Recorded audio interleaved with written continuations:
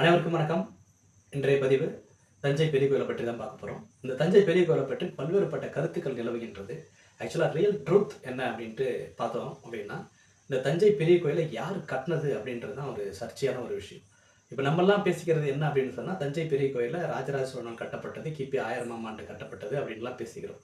ஆக்சுவலாக அந்த காலகட்டத்தில் தான் இந்த கோவில் கட்டப்பட்டதா, ராஜராஜ சோழனால் தான் கட்டப்பட்டதா அப்படின்ட்டு ஒரு விவாதமும் இருக்கின்றது. எனக்குமே அந்த ஒரு டவுட் இருக்குது. ஆக்சுவலாக இந்த கோயில்கள் ராஜராஜ சோழனால் கட்டப்பட்டது, தமிழர்கள் கட்டப்பட்டது அப்படின்ற ஒரு கான்செப்டை விட்டுருவோம்.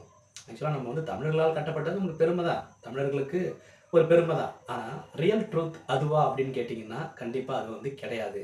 ஆக்சுவலாக இந்த கோயில்கள்லாம் கட்டினது ஒரு சோழர்களால் கட்டப்பட்டது, ஒரு பாண்டியர்களால் கட்டப்பட்டது, ஒரு பல்லவர்களால் கட்டப்பட்டது அப்படின்ட்டு ஒரு ராஜவம்சத்தில் இருக்கக்கூடிய அரசர்களால் கட்டப்பட்டது அப்படின்ட்டு தான் நம்ம நினச்சிக்கிட்டு இருக்கோம்.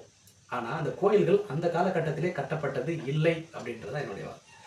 ஆக்சுவலாக தமிழர்கள் தான், அது நமக்கு பெருமை தான், அதை பற்றி நம்ம ஒன்றும் எதுவும் தடை சொல்ல விரும்பலை. ஆனால் இந்த கட்டிடங்களை இவர்களால் கட்டியிருக்க முடியுமா என்பதே என்னுடைய வாதம். ஆக்சுவலாக இன்றைய தேதியில் தான் நம்ம பல மெஷின்ஸ்லாம் வச்சுக்கிட்டு நம்ம பில்டிங்ஸ்லாம் கட்டிக்கிட்டு வரோம். இன்னும் ஒரு 100 ஆண்டுகளுக்கு முன்னாடி போய் பார்த்தீங்க அப்படின்னா இவ்வளவு டெக்னாலஜியில் நம்ம பில்டிங்ஸ்லாம் கட்டலை. அப்போ இருக்க கட்டிடங்கள்லாம் நீங்கள் பார்த்துருப்பீங்க. அதெல்லாம் பார்த்தீங்கன்னா மண் சுவரால் கட்டியிருப்பாங்க. சில பேஸ்ட் வேறு மாதிரியான கலவைகளால் கட்டியிருப்பாங்க. அதாவது சிமெண்ட் போட்டு கலவையெல்லாம் கட்டியிருக்க மாட்டாங்க. ஆக இந்த மண் சுவர், இந்த மண் கட்டிடங்கள், சிமெண்ட் பில்டிங் இதெல்லாம் ரீசெண்டாக இப்போ கட்டிகிட்டு இருக்காங்க. அந்த காலத்தில் போய் பார்த்தீங்கன்னா அதுவுமே கிடையாது. மரத்தாலான வீடுகள், ஓலை குடிசைகள் இந்த மாதிரி தான் கட்டிக்கிட்டு இருப்பாங்க. மனிதர்களுக்கு அந்த அளவு தான் ஒரு திறமும் இருந்தது. ஆனால் இந்த ராஜாக்களால் இந்த கோயில்கள் கட்டப்பட்டது அப்படின்னு சொல்கிறாங்க இல்லையா, இது அந்த அளவுக்கு நம்புற மாதிரி இல்லை. ஏன்னா ஒரு கடவுளுக்காக கோயில்களை கட்டிய மன்னர்கள் தாங்கள் வசிக்கும் அரண்மனையை ஏன் அவ்வாறு கட்டமைக்கவில்லை? இதான் என்னுடைய கேள்வி. நம்ம எல்லாம் என்ன நினைப்போம், மனித இனம் என்ன நினைக்கும் அப்படின்னு ஜென்ரலாக நினச்சி பாருங்க. நான் சொல்கிறது எப்படி இருக்குது அப்படின்னு சொன்னால், மனித இனம் எந்த மாதிரியான ஒரு தாட் ப்ராசஸில் இருக்கும் அப்படின்னு பார்த்தீங்கன்னா, தான் இருக்கக்கூடிய இடத்த தான் அவங்க சொகுசாக கட்டிப்பாங்க. சொல்கிறது புரியுதுங்களா? மற்றவர்களுக்கு அந்தளவு ஒரு பெரிய சொகுசை கொடுக்க மாட்டாங்க. ஒரு பொதுமக்கள் சாமி கும்பிட்டு போட்டோம் அப்படின்ட்டு சொல்லிட்டு, கடவுளை கும்பிட்டு போட்டோம் அப்படின்னு சொல்லிட்டு இந்த அளவுக்கு அவங்க மெனக்கிட வேண்டிய அவசியம் என்ன? அதுக்கடுத்தது இவர்களுடைய அரண்மனையை நீங்கள் பார்த்தீங்க அப்படின்னு சொன்னால், இந்த அளவு கருங்கல் கட்டிடங்களால் அவ்வளோ பிரம்மாண்டமாக அவங்க கட்டலை. ஆக்சுவலாக பார்த்தீங்கன்னா அந்த காலத்து அரண்மனை நிறைய இன்னைக்கு தேதியில் பூமியில் இல்லை. ஏன்னா அந்த அளவுக்கு அவங்க ஸ்ட்ராங்காக அவங்களுடைய அரண்மனையே அவங்க பில்டப் பண்ணலை. ஆனால் பொதுமக்கள் போய் சாமி கும்பிடட்டும் அப்படின்ட்டு இவ்வளவு ஸ்ட்ராங்காக இவ்வளவு பெரிய கட்டுமான பணிகளை, கருங்கல் கட்டிடங்களை ஏன் அவங்க கட்டியிருக்க வேண்டும்? இது ஒரு பெரிய கொஸ்டினாக இருக்குது இல்லையா? அது மட்டும் இல்லாமல் எந்த ஒரு டெக்னாலஜியுமே இல்லாத அந்த காலத்தில் இவ்வளவு வெயிட் உள்ள அந்த கருங்கற்களை கொண்டு அவ்வளவு நேர்த்தியாக அழகாக கட்டக்கூடிய அளவுக்கு மைண்டு பவர் அந்த காலத்து மனிதர்களுக்கு கிடையவே கிடையாது. மன்னர்கள் கட்டினாலும் அவங்க யாரை வச்சு கட்டுறாங்க? இங்கே இருக்கக்கூடிய மனுஷங்களை வச்சு தான் கட்டுறாங்க. இந்த அளவுக்கு அவங்களுக்கு ஸ்ட்ராங்காக ஒரு அஸ்திவாரம் போட்டு பில்ட் பண்ணக்கூடிய அளவுக்கு அவங்களுக்கு தகுதியும் திறமையும் அப்பொழுது இருந்திருக்க வாய்ப்பே இல்லை. அது மட்டுமல்லாமல் இவங்க சொல்கிற மாதிரி ஒரு 1000 வருடங்கள் 2000 வருடங்கள் பழமையான கட்டிடங்கள் அந்த கோயில்கள் அல்ல.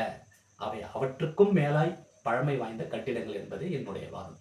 நீங்கள் ஆராய்ச்சி பார்த்தீங்கன்னா சுமாராக ஒரு 30,000 40,000 வரை அது பின்னோக்கி போய் தான் நீங்கள் அந்த கோயில்களை பழமை வாய்ந்த ஒரு கோயிலாக இருக்கும். அதாவது அந்த கோயிலுடைய வயது அப்படின்றது ஒரு 40,000 50,000 ஆண்டுகளுக்கு முன்னாடி இருக்கும் அப்படின்ட்டு நான் சொல்ல வரேன்.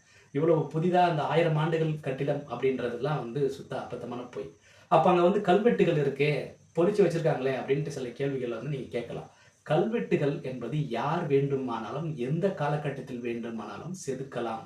உதாரணத்துக்கு நீங்கள் திருப்பதியில் இருக்கக்கூடிய கல்வெட்டுலாம் போய் பார்த்தீங்க அப்படின்னு சொன்னால் அதில் சில தமிழ் எழுத்துக்கள் இருக்கிறதா சொல்கிறாங்க இல்லையா, அதை இவங்களால் என்ன பண்ண முடியும்? மாற்றிட முடியும், கல்வெட்டுகளை அழிச்சிட முடியும். சொல்கிறது புரியுதுங்களா?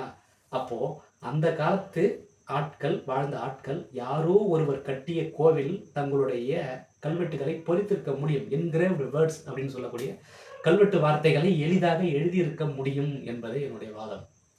இதை கட்டியவர்கள் கண்டிப்பாக மனித குல ஆட்கள் அல்ல, ஏலியன்கள் அல்லது நாம் வழிபடக்கூடிய மனித கடவுள்கள், மனித குல கடவுள்கள் அல்லது வேற்றுக்கிரகவாசிகள் அல்லது மனிதர்களை பூமியில் அறிமுகப்படுத்தியவர்கள் அல்லது மனிதனை பூமியில் உருவாக்கியவர்கள். ஏன்னா மனித இனமே ஒரு செயற்கையான இனம் இல்லையா?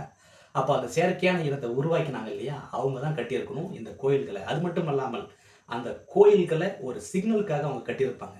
சரிங்களா? அவங்க வந்து ஒரு சாமி கும்பிடுற ஒரு இடமா அதை வந்து பார்த்து கட்டியிருக்க வாய்ப்பு ரொம்ப ரொம்ப கம்மி. அதை வந்து அவங்க வந்து போகிறதுக்கான ஒரு சிக்னல். ஒரு டைம் வந்து போயிட்டாங்கன்னா, செகண்ட் டைம் வரும்பொழுது அவங்களுக்கு ஐடென்டிஃபை ஆகணும் இல்லையா? அதனால கட்டியிருப்பாங்க. நீங்க நல்லா யோசிச்சு பாருங்க. அவங்க கன்னா பின்னான்லாம் கோயில்கள் கட்டல. இந்த கருங்கல் கோயில்கள் அனைத்துமே பார்த்தீங்க அப்படின்னு சொன்னா, அது இப்போ கட்டுற கோயில பத்தி நான் பேசல. பழமையான வாய்ந்த 2000, 5000 ஆண்டுகள் சொல்றாங்க இல்லையா? அந்த கோயில்கள்லாம் நீங்க போய் பார்த்தீங்கன்னா, கன்னா பின்னான்னு கட்டியிருக்க மாட்டாங்க. பூமியில சரியான ஜியோகிராபிக்கல் ஏரியாவ பயன்படுத்தி கட்டியிருப்பாங்க. உதாரணத்துக்கு கும்பகோணம் கோயில்லாம் நீங்க போய் பார்த்தீங்கன்னா நல்லா தெரியும். நவகிரகங்கள் அந்த ஸ்ட்ரக்சர் அதெல்லாம் கரெக்ட்டா கட்டியிருப்பாங்க. நீங்க போய் பார்த்தீங்கன்னா, உங்களுக்கு வந்து புரியும். ஆக்சுவலா இது எல்லாமே பார்த்தீங்கன்னா, சாமி கும்பிடுற ஒரு இடம் அப்படின்னு நம்ம தவறுதலா நெனச்சுக்கிட்டு இருக்கோம். அங்க போய் நம்மளுடைய குறைகள்லாம் சொன்னா, அந்த கடவுள் நிவர்த்தி பண்ணிடுவாங்க. குறைகள்லாம் சரியாயிடும் அப்படின்னு நம்ம நெனச்சுக்கிட்டு இருக்கோம். ஆனால் அவை அனைத்தும் உண்மை அல்ல. இந்த கோயில்களை கட்டியது மனிதன் அல்ல. வாழக்கூடிய அந்த காலத்தில் வாழக்கூடிய அரசர்களும் அல்ல.